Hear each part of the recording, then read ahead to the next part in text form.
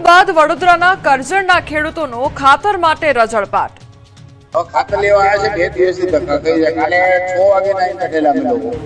ઓછામાં ઓછી 150 થી 200 લોકો હતા. અમે ખાતર માટે ઊભા છે. 4 વાગેના ઊભા છે. અમે ખાતર આજે 10 જ આપ્યું છે. એક જણને 1000 કા પર 10 આપે છે તો પછી જોઈએ વધારે તો આપણે લેવા આવવું પડે. અમે સવારમાં 5 સાડા 5 માં ઊભા છે. આક્રોશ, આગ, લાચારી, આંખોમાં થાક અને ઉજાગરા, અવાજમાં વેદના અને કપાળ પર ખાતર ન મળવાની ચિંતા. વાવણી કરવાના સમયે જ વિવિધ જિલ્લાઓમાં ખાતર ખૂટી પડતા ખેડૂતોને રઝળવાનો વારો આવ્યો છે. જ્યાં જ્યાં તમારી નજર પહોંચે ત્યાં ત્યાં ખેડૂતોની લાઈનના દ્રશ્યો વડોદરાના કરજણના છે. ખેડૂત આજે પોતાના જ હકના ખાતર માટે વલખા મારવા અને ધક્કા ખાવા મજબૂર બન્યો છે.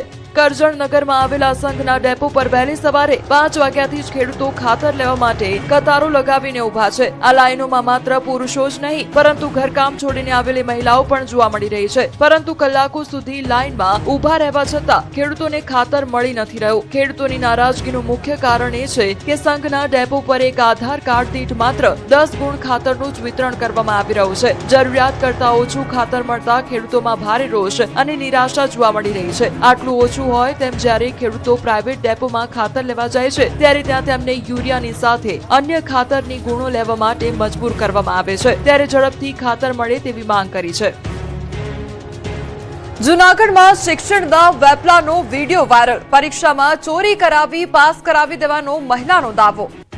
પાસિંગ તમે આપો છો કયા પ્રકારની આપો પાસમાં એ લોકો છે ને તમને મટીરિયલ્સ બધું આપી દે, લખવાનું જે પ્રશ્ન પૂછવાનો હોય ને એનું બધું જોઈને દાવો છે કે આ વાતચીત શિક્ષણના વેપલાની છે. જૂનાગઢમાં શિક્ષણનો કાળો કારોબાર ચાલતો હોવાનો દાવો છે. શહેરના જોશીપરામાં આવેલા મેરીગોલ્ડ એપાર્ટમેન્ટમાં ગુજરાત એજ્યુકેશન નામની ઓફિસનો એક વિડીયો વાયરલ થયો છે. જેમાં મહિલા દાવો કરી રહી છે કે ધોરણ 10 અને 12ના વિદ્યાર્થીઓને પરીક્ષા આપવા ગયા વગર જ પાસ કરાવી દેશે. એટલું જ નહીં, મહિલા દાવો કરી રહી છે કે જો વિદ્યાર્થી પેપર લખવા જાય તો પેપરમાં જે પ્રશ્નો આવેલા હશે તે લખાવી દેવામાં આવશે. આ ઉપરાંત મહિલા દાવો કરી રહી છે કે જે સેન્ટરમાં વિદ્યાર્થીઓની પરીક્ષા આવશે તે સેન્ટર તેમના સંપર્કમાં હોય છે, જેથી વિદ્યાર્થીઓને ખુલ્લેઆમ ચોરી કરાવી શકે છે. આ ઉપરાંત વિડીયોમાં રૂપિયાની લેતી દેતીની પણ વાત થઈ રહી છે. મહિલા દાવો કરી રહી છે કે ધોરણ 10 અને 12ના વિદ્યાર્થીઓને 22 થી લઈ 25 અને સાયન્સના વિદ્યાર્થીને 35,000 માં પાસ કરાવી દેશે.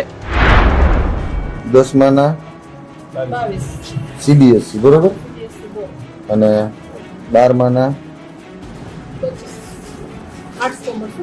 સાયન્સ કરવું હોય તો 35. વિડીયો વાયરલ થયા બાદ પોલીસ દોડતી થઈ હતી. આ દરમિયાન ઓફિસમાંથી અસંખ્ય વિદ્યાર્થીઓના ડોક્યુમેન્ટ્સ પણ મળી આવ્યા હતા. ક્રાઇમ બ્રાન્ચ સમગ્ર મામલે તપાસ કરી રહી છે. બીજી તરફ નરસિંહ મહેતા યુનિવર્સિટીના કુલપતિએ દાવો કર્યો છે કે અમારા ધ્યાને આવી ફરિયાદ આવશે તો અમે પણ દરોડા પાડીશું. સાથે જ કુલપતિએ વિદ્યાર્થીઓને વિકાસ પોર્ટલ પ્રક્રિયા મારફત જ એડમિશન લેવા અપીલ કરી હતી. ભુજના માધાપુર માર્ગ પર નર્મદાની લાઇન તૂટતા 20 ફૂટ ઊંચા ફુવારા ઉડ્યા. જાણે કાર વોશ કરવા માટે ફુવારો મૂક્યો હોય તેવા દ્રશ્યો ભુજના માધાપર માર્ગના છે. અહીંથી પસાર થતી નર્મદાની પાઇપલાઇનમાં ભંગાણ સર્જાયું હતું. પાણીનું પ્રેશર એટલું હતું કે પાણીના 20 ફૂટ ઊંચા ફુવારા ઉડ્યા હતા. હોટેલ નજીક તૂટેલી લાઇનમાંથી કલાકો સુધી આ રીતે પાણીનો વેડફાટ થતા રોડ પર લાખો લીટર પાણીની રેલમછેલ થઈ ગઈ હતી. ભરૂનાડી રોડ પર નદી વહેતી હોય તેવા દ્રશ્યો સામે આવ્યા હતા. એક તરફ પાણીની તંગી વચ્ચે પાણીનો વેડફાટ થતો હતો, બીજી તરફ કારને પાણીથી વોશ કરવા જાને ઓટોમેટિક ફુવારા મૂક્યા હોય તેમ વાહન ચાલકોએ મજા લીધી. પાણીના ફુવારાની નીચે વાહન ચાલકોને રોકીને વાહનો ધોતા નજરે પડ્યા હતા. પાણીથી કારને વોશ કરવા માટે રીતસરની લાઈન લાગી હતી. રાજ્યમાં 4 પગનો આતંક યથાવત. અરવલ્લીમાં આખલાએ રસ્તા માથે લીધા. રાજ્યમાં 4 પગનો આતંક યથાવત છે. રસ્તે રસ્તે જાણે યમરાજ ફરી રહ્યા છે. સૌરાષ્ટ્ર હોય કે ઉત્તર ગુજરાત હોય કે મધ્ય ગુજરાત, આખલાએ રસ્તા માથે લીધા છે. દ્રશ્યો અરવલ્લીના મેઘરજ શહેરના છે. અહીં એક જ દિવસમાં 2 અલગ અલગ સ્થળે આખલાઓ વચ્ચે ભયંકર જંગ થતા સ્થાનિકોમાં દહેશત ફેલાઈ ગઈ હતી. રહેણાંક વિસ્તારમાં થયેલા આખલાઓ વચ્ચે યુદ્ધ જેવી સ્થિતિને કારણે લોકોમાં ભારે ભય જોવા મળ્યો હતો. મુખ્ય બજાર માર્ગ પર આખલાઓ બાખડતા રસ્તા પર પાર્ક કરેલી એક બાઇકને પણ નુકસાન સર્જાયું હતું. અવારનવાર થતી ઘટનાને પગલે સ્થાનિકોમાં તંત્ર સામે રોષની લાગણી જોવા મળી રહી છે. લોકોનું કહેવું છે કે કોઈ મોટી દુર્ઘટના સર્જાય તે પહેલા તંત્ર તાત્કાલિક કડક કાર્યવાહી કરે તેવી જરૂર છે। લોકોનો આરોપ છે કે વારંવાર રજૂઆત છતાં સમસ્યાનો કોઈ જ ઉકેલ આવતો નથી।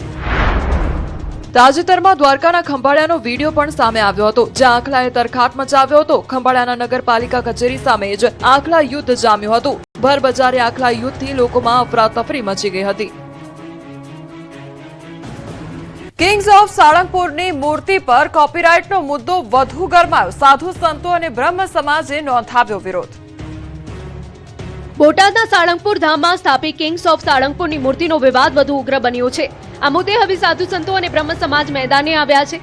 કોપીરાઇટ મુદ્દે મહામંડલેશ્વર અખિલેશ્વર દાસજી મહારાજે કહ્યું કે ભગવાન સૌના હોય, કોઈ સંપ્રદાયના નહીં। તો બીજી તરફ બ્રહ્મ સમાજે પણ આરોપ લગાવ્યો કે કોપીરાઇટથી કરોડો હિન્દુઓની લાગણી દુભાઈ છે। સાથે ચીમકી ઉચ્ચારી છે કે આ મુદ્દે આગામી સમયમાં તેઓ વધુ ઉગ્ર વિરોધ પ્રદર્શિત કરશે। બ્રાહ્મણ ઓર્ગેનાઇઝેશનના ચેરમેન હેમાંગ રાવલે પણ કહ્યું કે ભગવાન પર ભક્તોનો અધિકાર છે, કોઈ ટ્રસ્ટનો એકાધિકાર નથી। મહત્વનું છે કે સાળંગપુર સ્વામિનારાયણ ટ્રસ્ટે કિંગ્સ ઓફ સાળંગપુર માટે કોપીરાઇટ પ્રમાણપત્ર મેળવ્યું છે, જે બાદ વિરોધનો વંટોળ ફૂંકાયો છે। આગામી સમયમાં વિરોધની આગ વધુ ફેલાય તેવી પણ શક્યતા છે। મોંઘવારી મુદ્દે કોંગ્રેસ મેદાને ભરૂચમાં લારી પર એક્ટિવા લઈને નોંધાવ્યો વિરોધ।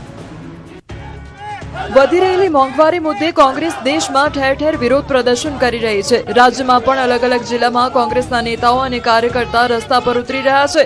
પેટ્રોલ ડીઝલના ભાવ સહિત જીવન જરૂરિયાતની વસ્તુઓ અને નીટ પેપર લીક કૌભાંડ મુદ્દે કોંગ્રેસ સવાલ ઉઠાવી રહી છે।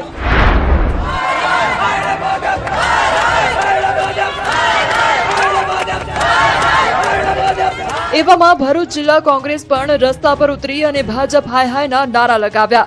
ભરૂચ રેલવે સ્ટેશન પર મોટી સંખ્યામાં કોંગ્રેસના કાર્યકર્તાઓ એકઠા થયા અને વિવિધ પ્રશ્નો મુદ્દે હલ્લાબોલ કર્યો। જિલ્લા કોંગ્રેસ પ્રમુખ રાજેન્દ્રસિંહ રાણાના નેતૃત્વમાં સમગ્ર કાર્યક્રમ યોજાયો। આ દરમિયાન કાર્યકરોએ લારી પર એક્ટિવા મૂકી કાર્યકર્તાઓએ વિરોધ પ્રદર્શન કર્યું। મામલો ઉગ્ર બનતા પોલીસે એક્ટિવા કબજે કરવાનો પ્રયાસ કર્યો। આ દરમિયાન પોલીસ અને કોંગ્રેસના કાર્યકર્તાઓ વચ્ચે ઘર્ષણના દ્રશ્યો સર્જાયા, જે બાદ આ દરમિયાન પોલીસે કેટલાક કાર્યકર્તાઓની અટકાયત કરી। આ ઉપરાંત વિરોધ પ્રદર્શન માટે કોંગ્રેસ મોંઘવારીની જેલની પ્રતિકૃતિ પણ બનાવી હતી। અટકાયત બાદ પણ કોંગ્રેસના આગેવાનોએ જનહિતના પ્રશ્નોને ઉઠાવી લડત ચાલુ રાખવાની ચીમકી ઉચ્ચારી। રાજકોટ વાસીને 2 વર્ષથી પડતી હાલાકીનો અંત। કરોડોના ખર્ચે બનેલો સાંઢિયા પુલ ખુલ્લો મુકાયો। રાજકોટ શહેર અને જામનગર તરફથી આવતા જતા વાહન ચાલકોની લાંબી પ્રતીક્ષાનો અંત આવ્યો છે।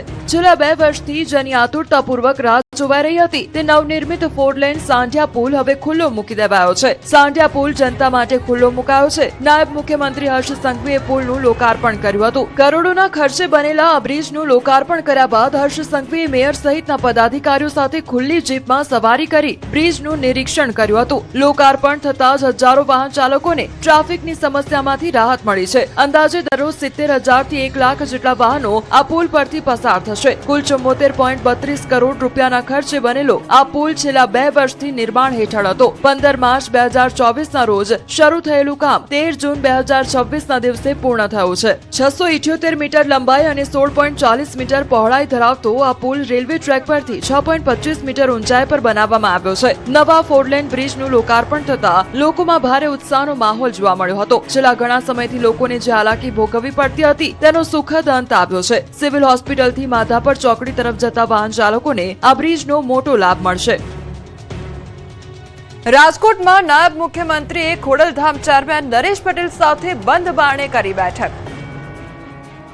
જ્યારે નાયબ મુખ્યમંત્રી હર્ષ સંઘવી સાંઢિયા પુલનું લોકાર્પણ કરી સીધા ખોડલધામના ચેરમેન નરેશ પટેલને મળવા પહોંચતા રાજકોટનું રાજકારણ ગરમાયું હતું। 2027 વિધાનસભાની ચૂંટણી પહેલા રાજકોટના નાયબ મુખ્યમંત્રી હર્ષ સંઘવી અને ખોડલધામના ચેરમેન નરેશ પટેલ વચ્ચે થયેલી મુલાકાતે ગુજરાતના રાજકીય વર્તુળોમાં નવી ચર્ચાઓને જન્મ આપ્યો છે। નવા બ્રિજનું લોકાર્પણ કર્યા બાદ રાજકોટના સ્થાનિક ધારાસભ્ય સાંસદો સાથે હર્ષ સંઘવી નરેશ પટેલના નિવાસસ્થાને પહોંચ્યા હતા। તેમના ઘરે બંધ બારણે બંને નેતાઓ વચ્ચે લગભગ અડધો કલાકથી વધુ સમય સુધી ગુફ્તગુ થઈ હતી। બેઠકમાં ધારાસભ્ય રમેશ ચિલાડા, સાંસદ રામ મોકરિયા સહિતના નેતાઓ હાજર રહ્યા હતા। ત્યારે બંને દિગ્ગજોની મુલાકાતને લઈને અનેક પ્રકારની અટકળો ચાલી રહી છે। જો કે ધારાસભ્ય રમેશ ચિલાડાએ આ મુલાકાતને માત્ર શુભેચ્છા મુલાકાત ગણાવી છે, તો ખોડલધામના ચેરમેન નરેશ પટેલે પણ માત્ર સામાજિક ચર્ચાઓ થઈ હોવાનો દાવો કરી તમામ અટકળો પર પૂર્ણવિરામ મૂકી દીધું છે।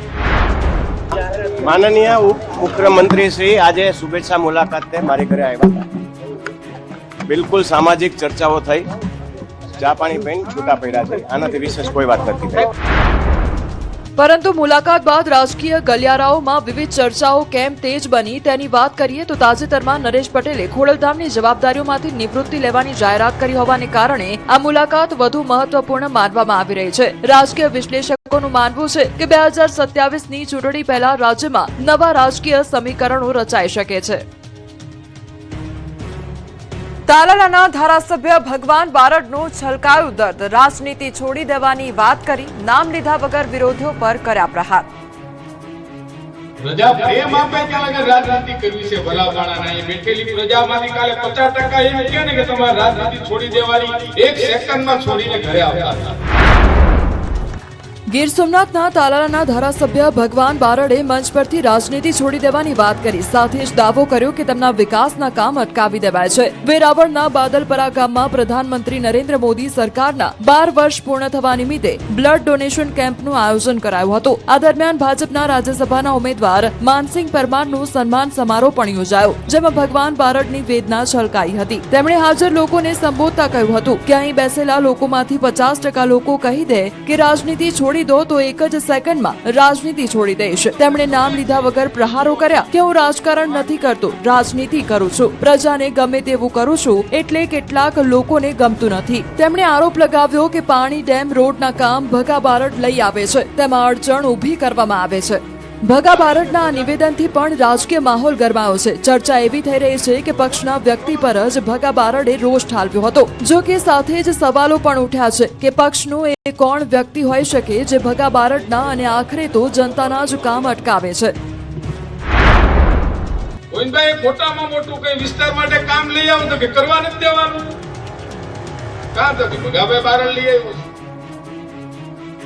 છે, ભાઈ પાણીનું હોય, એ ડેમનું હોય, સારા રસ્તાનું હોય. ગોંડલમાં વિઠ્ઠલભાઈ રાદડિયા જૂથ સેવા સહકારી મંડળીની 54મી વાર્ષિક સામાન્ય સભા મળી. રાજકોટના ગોંડલમાં સરદાર વલ્લભભાઈ રોડ પર કૈલાશ બાગ સામે આવેલી પટેલવાડી ખાતે વિઠ્ઠલભાઈ રાદડિયા જૂથ સેવા સહકારી મંડળીની 54મી વાર્ષિક સામાન્ય સભા મળી હતી. કાર્યક્રમમાં મુખ્ય અતિથિ તરીકે અલ્પેશ કથિરિયાએ ખાસ હાજરી આપી હતી. સંસ્થાના પ્રમુખ જગદીશભાઈ અને મંત્રી રયાણીભાઈના માર્ગદર્શન હેઠળ યોજાયેલી આ સભામાં સ્વર્ગસ્થ વિઠ્ઠલભાઈ રાદડિયાને નતમસ્તક વંદન કરવામાં આવ્યું હતું. મંડળીએ આ વર્ષે 50 લાખ રૂપિયાનો માતબર ચોખ્ખો નફો કર્યો છે અને સારી ભંડારણ સુવિધા ઊભી કરી હોવાનો દાવો કરાયો. સાથે સહકારી ક્ષેત્રને વધુ મજબૂત બનાવવા, ખેડૂતો અને મહિલાઓને આર્થિક રીતે સશક્ત બનાવવા તેમજ વિકસિત ભારત 2047ના સપનાને સાકાર કરવા સહકારી માળખાની ભૂમિકા અંગે વિસ્તૃત ચર્ચા કરવામાં આવી.